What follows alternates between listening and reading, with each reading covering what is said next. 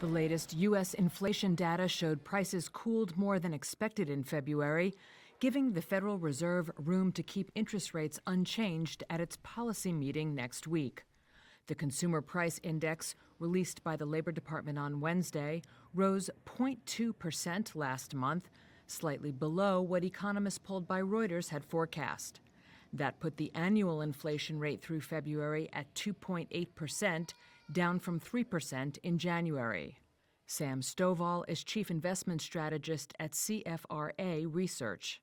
Looking at today's CPI report, I think investors are breathing a sigh of relief as it relates, first off, to the Consumer Price Index, since all four measures posted better than expected results. Stagflation is something that investors have been worried about, indicating that growth might slow, but inflation would stay sticky. This report, I think, goes a long way to ruling out the possibility of stagflation. However, recession is another matter. Financial markets have been roiled by a cascade of tariffs imposed by President Donald Trump, and investors are increasingly concerned they could potentially trigger a recession.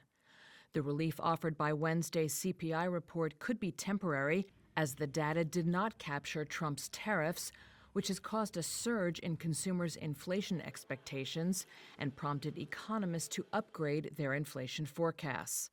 Goldman Sachs now estimates that another measure of inflation, the Core Personal Consumption Expenditures Price Index, closely looked at by the Fed, will tick up to around 3% by the end of the year.